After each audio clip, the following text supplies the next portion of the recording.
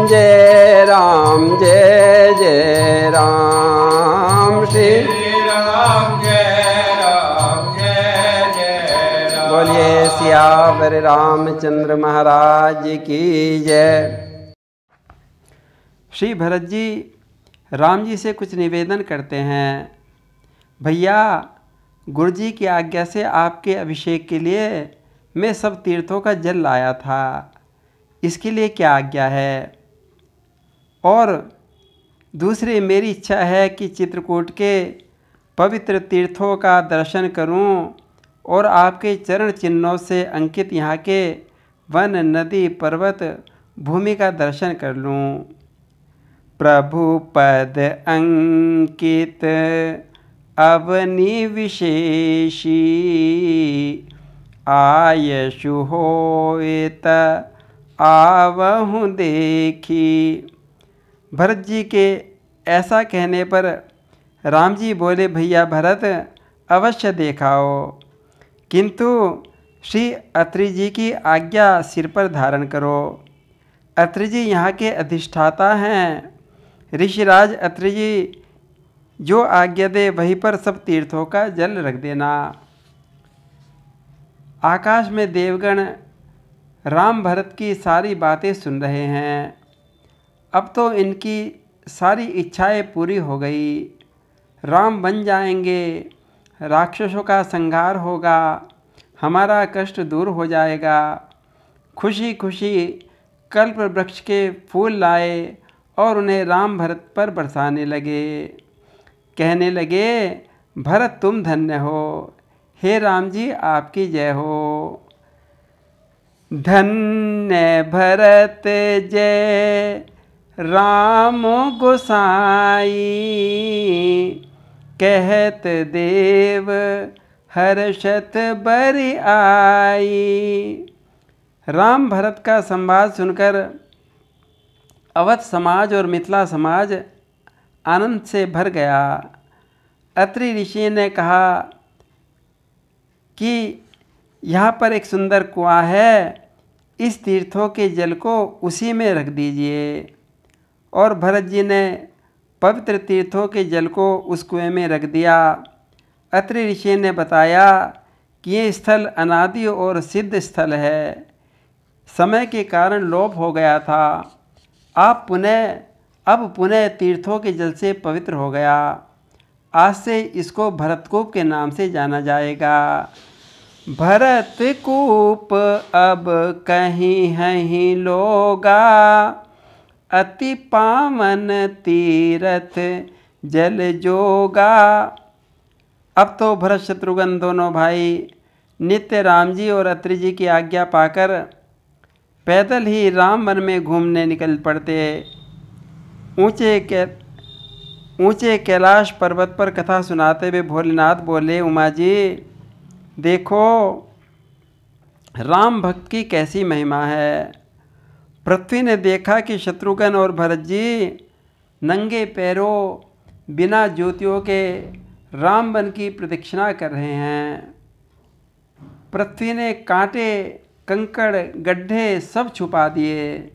पृथ्वी कोमल हो गई, मार्ग सुंदर हो गया, शीतल मंद सुगंध हवा चलने लगी, बादल छाए गए, वृक्ष राम जी के प्यारों पर फल फूल निछावर करने लगे। अरे आलस्य में जम्भाई लेते समय भी मुख से राम नाम कह देने पर सब रिद्धि सिद्धि सुलभ हो जाया करती हैं। ये तो राम जी के छोटे भाई प्राण प्रिय भाई भरत हैं और शत्रुघ्न हैं। भरत जी कहीं स्नान करते हैं, कहीं दर्शन करते हैं, कहीं प्रणाम करते हैं, कहीं बैठ जाते हैं और दोनों भाई श्री सीताराम जी के ध्यान में खो जाते हैं। दोपहर होने पर लौटते हैं। ऋषि मुनि भरत को देख देख कर आनंदित होते हैं। एहि विधि भरत फिरत बन माही, नेम प्रेम लखी मुनि सकुचाही। छठे दिन सब स्नान करके सभा में बैठ गए।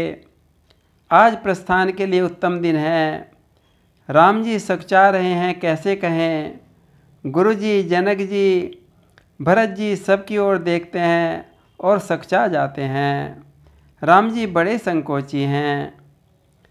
भरत जी राम जी के मन की बात जान गए, प्रणाम करने लगे, हाथ जोड़ लिए, बोले प्रभु आपने मेरी सब इच्छाएं पूरी कर दी। मेरे कारण सभी को कष्ट हुआ। अब मुझे आज्ञा दीजिए, मैं अवधि भर अवध का सेवन कर सकूं, फिर आपके चरणों के दर्शन करूं। आप गोसाई मोहि देहु रजाई, सेवहूँ अवध अवधि भरी जाई। हे नाथ, मुझे शिक्षा दीजिए, मैं कैसे रहूं, क्या करूं। इतना बड़ा आपका साम्राज्य की रक्षा कैसे होगी। भरत जी के पूछने पर राम जी कहने लगे, भरत तुम्हें या हमें चिंता करने की क्या ज़रूरत है। सारी चिंता तो गुरु वशिष्ठ जी और महाराज मिथिलेश जनक जी करेंगे। मेरा और तुम्हारा तो परम कर्तव्य और धर्म पिता की आज्ञा पालन करने में है। राम जी ने भरत जी को अनेकों प्रकार से समझाया, किंतु बिना अवलंबन के भरत को संतोष नहीं होता। बार बार प्रभु चरणों की ओर देखते हैं, मूक भाषा में कहते हैं कि प्रभु अपनी चरण पादुकाएं दे दो। सामने गुरु जी खड़े हैं, जनक जी, मंत्री समाज खड़ा है। राम जी कैसे चरण पादुका दें, संकोच कर रहे हैं। किंतु भरत के प्रेम के सामने तो उनकी कुछ नहीं चलती। भरत के प्रेम के वश में हो गए। अंत में खड़ाऊँ उतार दी और झट से भरत ने उन्हें आदर पूर्वक अपने सिर पर रख लिया। प्रभु करी कृपा पावरी दीन्ही, सादर भरत शीस धर लीन्ही। भरत जी को ऐसा सुख मिला मानो सीताराम जी मेरे साथ आ गए हों। भरत मुदित अवलंब लहेते, अस सुख जस सिय राम रहेते। अब तो भरत जी को अवलंबन मिल गया। बोलिए सियावर रामचंद्र जी महाराज की जय।